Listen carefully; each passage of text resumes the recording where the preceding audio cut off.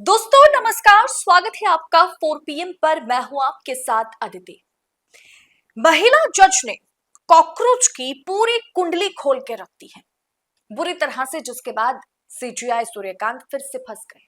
Supreme court के chief justice Suryakant के हालिया कॉकरोच और परजीवी वाले बयान पर देश का कानूनी और राजनीतिक गलियारा जो है वो गर्म हो गया है। दिल्ली हाईकोर्ट की पूर्व महिला जज जस्टिस रेखा शर्मा, जिन्होंने कई मर्तबा सरकार की आंखों में आंखें डाल करके सरकार की बखिया उधेड़ी है, रेखा शर्मा ने देश के प्रधान न्यायाधीश chief justice of India Suryakant के इस बयान पर बेहद तीखा और कड़ा पलटवार किया है।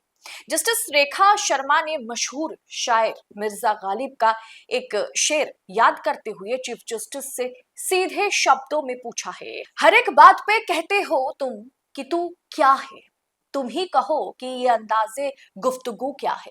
यानी बात बात पर लोगों की औकात पूछने वालों, ये बताओ कि देश की सबसे बड़ी अदालत के मंच से बात करना और इस तरीके का बात करना कौन सा तरीका है, इस तरीके से बात करने का तरीका कौन सा है।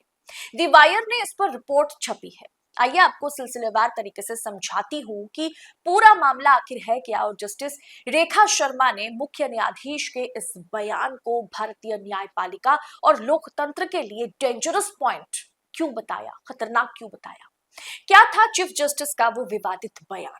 पिछले कुछ एक हफ्ते के भीतर सुप्रीम कोर्ट में दिल्ली हाईकोर्ट द्वारा सीनियर एडवोकेट बनाए जाने के मामले में अवमानना याचिका पर सुनवाई चल रही थी। सुनवाई के दौरान चीफ जस्टिस सूर्यकांत ने कथित रूप से कहा कि सिस्टम पर हमला करने वाले परजीवी पैरासाइट पहले से मौजूद है।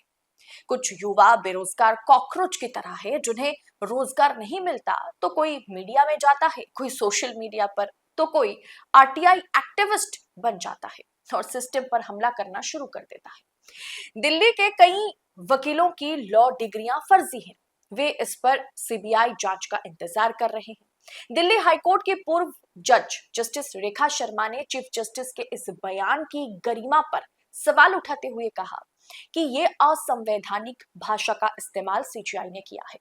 जिसके बाद रेखा शर्मा कहती हैं कि बेरोजगार युवाओं को कॉकरोच और पैरासाइट परजीवी कहना ना तो संविधान की भाषा है और ना ही किसी सम्मानित पद पर बैठे व्यक्ति की भाषा हो सकती है। एक जज की पहचान संयम, गरिमा और सहानुभूति से होती है।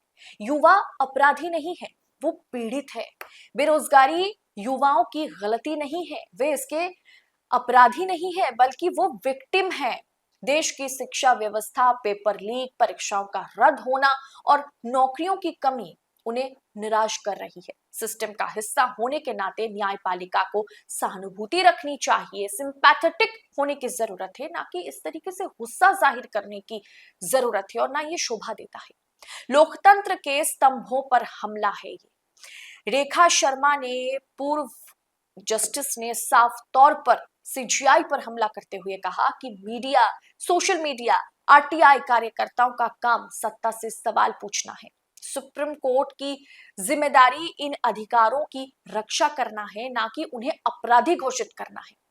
सिलेक्टिव आउटरीच यानी चुनिंदा नाराजगी पर सवाल उन्होंने उठाया है। जस्टिस रेखा शर्मा ने न्यायपालिका के सिलेक्टिव आउटरीच पर भी सवाल या फिर उंगली उठाई है। उन्होंने याद दिलाया कि जब एक भाजपा सांसद ने देश में सिविल वॉर के लिए पूर्व चीफ जस्टिस को जिम्मेदार ठहराया, जब भरी अदालत में जूता फेंकने जैसी घटनाएं हुई, तब सुप्रीम कोर्ट से ऐसी तीखी नाराजगी या बड़ी कार्रवाई देखने को नहीं मिली।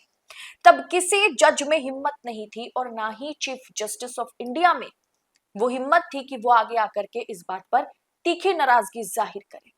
जस्टिस रेखा शर्मा ने इस बड़े बयान ने, मतलब रेखा शर्मा ने साफ कर दिया है कि उसमें हमें कुछ बोलने की मतलब हिम्मत नहीं होती है, लेकिन हम यहाँ जो विक्टिम हैं, जो बेरोजगार युवा, अनएम्प्लॉयड यंगस्टर्स, जिनके पास नौकरी नहीं है, वो सत्ता से सवाल पूछे तो हम उन्हें कॉकरोच कहकर पुकार रहे हैं, उन्हें कॉकरोच कहकर संबोधित कर रहे हैं, वो भी चीफ जस्टिस ऑफ इंडिया कर रहे हैं।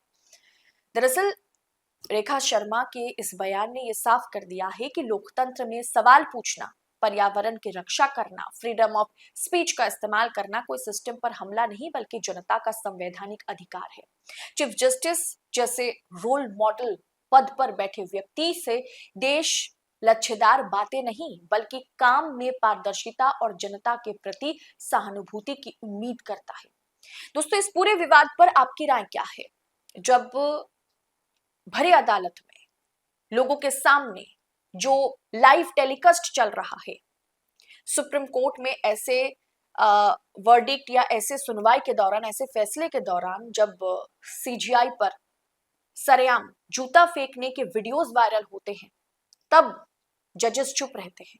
लेकिन सवाल उठाने वाले आरटीआई एक्टिविस्ट, सवाल उठाने वाले पत्रकार, सवाल उठाने वाले मीडिया कर्मी जो है, यंग है, युवा है, उन्हें आप बेरोजगार, उनके पास नौकरी नहीं है, उन्हें आप परजीवी कह रहे हैं, उन्हें आप कह रहे हैं कि वो कॉकरोच समान है।